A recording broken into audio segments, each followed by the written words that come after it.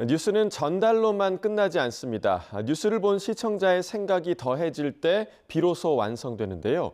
YTN을 향한 시청자의 목소리를 듣고 YTN이 답하는 시청자 톡톡 Y 시간입니다. 오늘부터는 이 시간을 책임질 새로운 얼굴이 합류합니다. 어떤 의견이 들어왔을까요? 지금 바로 확인해 보시죠. 안녕하세요, 황지연입니다. 뉴스를 봐도 풀리지 않는 궁금증, 앞으로 제가 속 시원하게 풀어드리겠습니다. 그럼 시청자 톡톡 Y 첫 번째 보도부터 살펴볼까요? 기온이 내려가면서 겨울에 더 기승인 노로바이러스가 다시 고개를 들었습니다. 특히 올해는 번지는 속도가 빨라졌습니다. 표본감시병원에서 12월 첫 주 감염 환자가 142명으로 작년 같은 기간과 비교해 25%가량 늘었습니다. 노로바이러스 식중독은 바이러스에 오염된 물이나 음식물을 섭취했을 때 발병합니다.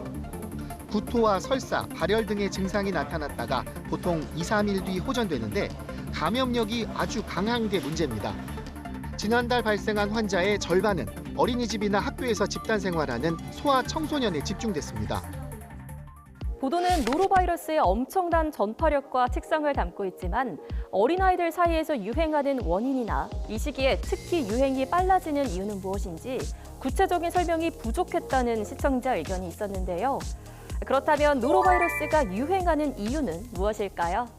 코끝이 시린 겨울이 되면 생각나는 음식 중 빼놓을 수 없는 것, 바로 굴이죠.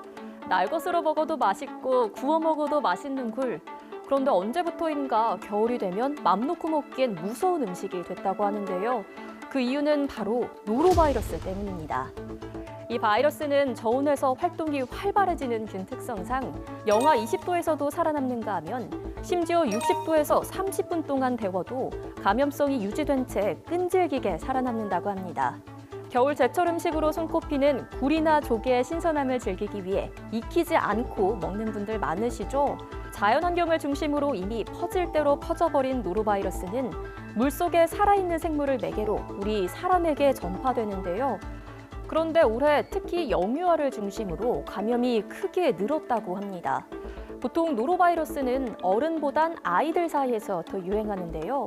최근 질병관리청 통계를 보면 18세 미만 아이들이 절반 이상을 차지하는 것만 봐도 알 수 있습니다.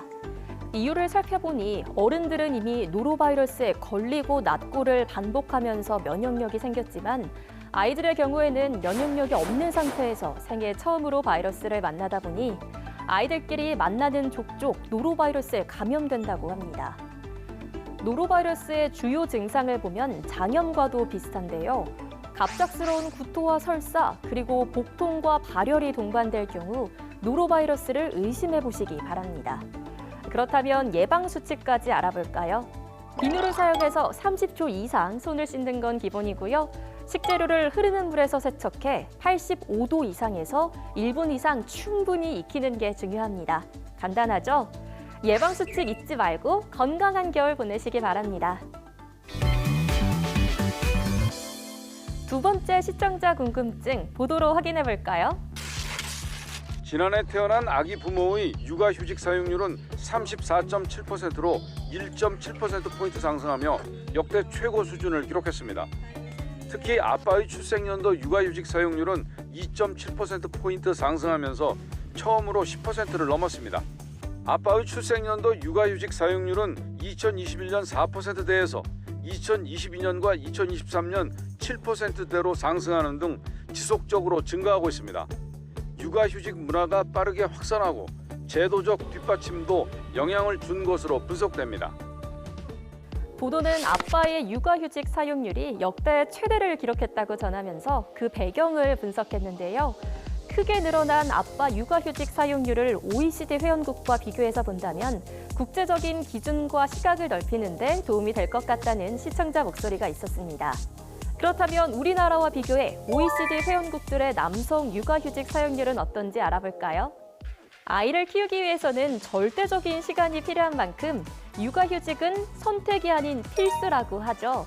최근 들어 우리나라의 남성 육아휴직도 증가하고 있다는데요. 그럼에도 불구하고 한국의 아빠 육아휴직 비중은 여전히 OECD 주요국보다는 낮은 수준이라고 합니다. 경제협력개발기구 OECD 자료를 보면 2023년 기준 한국의 출생아 100명당 전체 남성 육아휴직자 수는 21.9명으로 통계를 비교할 수 있는 14개 회원국 중에 꼴찌에서 4번째였는데요. 스웨덴, 노르웨이, 독일, 일본, 이탈리아보다 적은 수준이죠. 다만 OECD 통계는 집계 방식 차이로 출생아 100명당 육아휴직자 수가 100명을 넘는 경우가 발생하는데요. 당해연도 출생아의 부모로 대상을 한정하지 않고 만 1세 이상 영유아 어린이 자녀를 둔 모든 육아휴직자 수를 집계했기 때문이라고 합니다. 하지만 육아휴직 기간 자체를 비교해보면 우리나라는 52주로 OECD 회원국 중 상위권에 속한다고 하는데요. 핀란드가 143.5주로 가장 길고 이어 헝가리, 슬로바키아, 라트비아, 노르웨이, 에스토니아 순으로 한국은 7번째입니다. 하지만 제도적으로 갇혀있는 것과는 별개로 소득 감소, 고용 불안, 사내 눈치 등으로 실제 사용률은 적을 수밖에 없다는 거죠. 우리나라의 육아 복지 수준이 일과 가정의 양립을 가능케 하는 세계적 수준이 되려면 앞으로 더 많은 노력이 필요해 보이네요.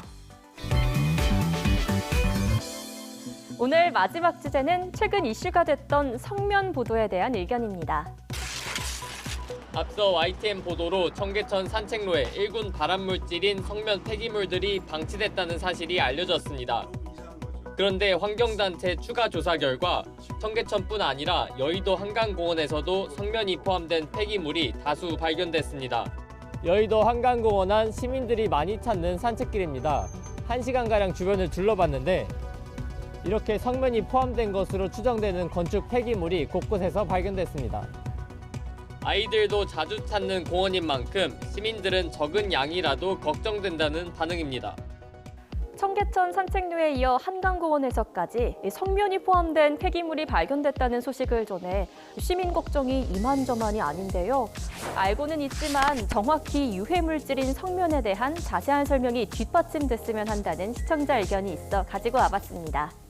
성면이 몸에 해롭다는 말 한 번쯤 들어보셨나요? 구체적으로 뭐가 어떻게 해로운 건지 제가 깔끔하게 정리해드릴게요. 먼저 성면이 뭔지부터 알아야겠죠. 성면은 길이와 폭의 비율이 3대1 이상 되는 길쭉한 모양을 가진 자연 광물에서 나오는 섬유를 통칭한다고 합니다.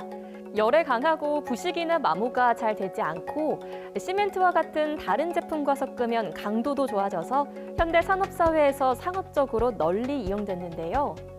우리 몸은 외부의 먼지가 호흡기를 통해 들어오게 되면 대부분 호흡기 입구에서 걸러집니다. 깊숙이 침투해도 이물질에 대한 공격과 청소를 담당하는 폐조직의 대식세포가 어느 정도 정화를 해낸다고 하는데요. 하지만 광물의 경우는 가늘고 긴 미세한 섬유 구조로 돼 있어서 인체에서 쉽게 정화가 되질 않는다는 겁니다. 성면은 보기엔 그냥 단단한 돌이지만 눈에 보이지 않는 섬유가 공기중으로 날릴 경우에 반영구적으로 우리 몸속에 남아 계속해서 손상을 주며 많은 질병을 유발하게 됩니다. 이에 따라 1987년 WHO 산하 국제암연구소에서는 성면을 1군 발암물질로 지정했고요. 세계적으로도 성면의 사용을 금지하고 있는데요. 우리나라의 경우 1990년부터 규제를 시작하고 2015년부터 성면 사용을 전면 금지하고 있다고 합니다. 여러분이 남겨주신 궁금증 속 시원하게 풀리셨나요? 앞으로도 알찬 내용으로 시청자 톡톡 Y를 채워보겠습니다. 우리 그럼 다음 주에 만나요. 안녕!